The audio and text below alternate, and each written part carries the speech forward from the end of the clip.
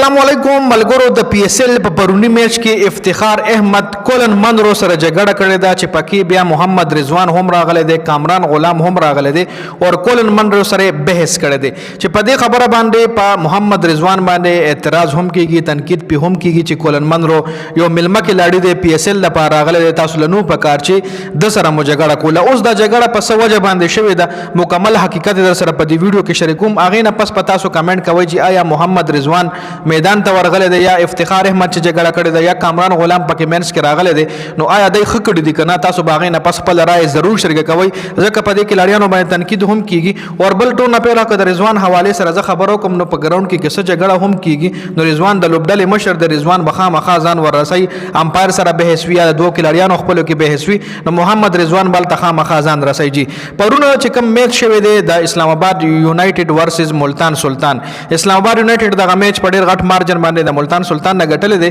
خو چې کله د اسلام آباد یونایټډ بیټینګ نو افتخار احمد بالینګ کولو افتخار چاچا بالینګ کولو چې یو دوه بارونه ډېر پیس سره وکړل 102 101 سره سپیډ سره به بال وکړو هغه اور ټول 102 101 سپیډ سره وکړو نو هغه کې یو څو بارونه په منرو باندې په وښکل ډاټ بارونه پیرا واستل چې منرو هغه بالونه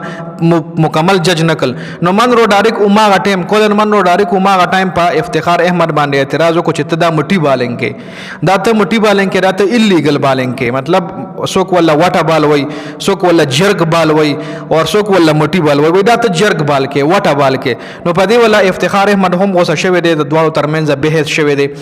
محمد رضوان پکې هم مینس کې راغلی دی کامران غلام پکې هم راغلی دی او د درې وړو کې لاړیانو کولن منرو سره یو ډېر خاص بحث شوی دی چې بیا منرو آوټ شو نو هغه په ډریسنګ روم کې هم خپل بیټ وغیرہ سويشتي راويشتي دي کېدای شي په هغې په صفاین وغیرہ هم د آی سی سی له طرف یا د پی ایس ایل منیجمنت له طرف ولګي خو د آی سی سی رولز دی مطابق سوي جی د آی سی سی رولز وای چې کله یو بالر مشکوک ایکشن سره بال کوي او کم بیټسمن ورته ولاړ دی ټول نه پهله کار خو انفیلډ امپایر چې کوم دی یا په ګراوند کې چې کوم ترډ امپایر دی داغه کار دی چې هغه انفیلډ امپایر کچري خیال نه وي چې هغه انفیلډ امپایر ته میسج ورکړي چې دا بالر الیګل بال کوي خو بیا هم کچري امپایران جج نه کیه امپایرانو خیال نه وي امپایرانو په ټول نه پهله کار د امپایرانو دا چې دوی به دغه لا خیال کوي خو بیا هم کچري بیټسمن نوٹ کړي بیټسمن و امپایر دا وایي چې د بالر ایکشن چې کوم دی دا په ما باندې مشکوک لګي او ته دا جج کا ته ترډ امپایر له وایي چې دا پک انګلو سره وګوري یا اوماغه ټایم چې کوم دی ته په یو بالر نشي بین کولی اوماغه ټایم ته بالر له ډایرک نشي ورتلی چې ته واټه بال کې یا ته مټي بال کې یا ته جرګ بال کې نو دا ټایم منرو چې څنګه ډایرک الزام په افتخار احمد چاچا باندې لګولې دی نو افتخار احمد هم غوسه شوی دی رضوان په راغلی دی کامران غلام هم په راغلی دی اول ورور چې ستا کاردار چې ته ډایرک ابجیکشن مې کوته امپایر ته وایا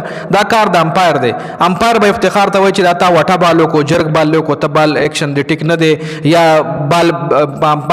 مطلب په میچ کې بال بین کول یا میچ ته بین کول یا افتخار احمد باندې په بالینګ باندې پابندي لګول دا د امپایر کار دی خپل بیټینګ کوا محمد رضوان والله هم د وی کامران غلام هم د لپاره ورغو چې ورته خپل بیټینګ کو دي سرستا سکار نشته امپایر پیوګه کار پیوګه په ګراوند کې سلور امپایران دي برا ټي وی امپایران هم شته حقیقت انفیلډ امپایران هم شته غي پیوګه کار پیوګه ته څنګه اچانک په یو بالر باندې دومره غټ الزام لګي چې ته واټه بال کې مټي بال کې او کله پیس خبر د لزو کم نو شاهد افریدي په سپین بالینګ کې 130 پلس سره سپیډ سره بال کړی دی 130 پلس سره شاهد افریدي په سپین بالینګ کې بال کړی دی او شاهد افریدي خو پرې د افغانستان کې زحمت کتا ته یاد شي رسل له یو بال کړو چې بونسر بال ولا کړو په سپین کې ولا بونسر کړو چې هغه 120 پلس سره سپیډ سره بال کړو نو یو بالر سره پیس ته سپینر بالر دی ول نه خو چې هغه سره پیس ته مټو کې زور دی نو دا غي مطلب خدا نو چې د مټي بال کوي یا جرګ بال کوي یا وټا بال کوي نو دا لانجه چې کوم شوی دا په دې خبرو باندې شوی دا اوس دی حواله سره تاسو سره لري خپل قیمتي رائے موږ سره په کمنټ کې ضرور شریک کړئ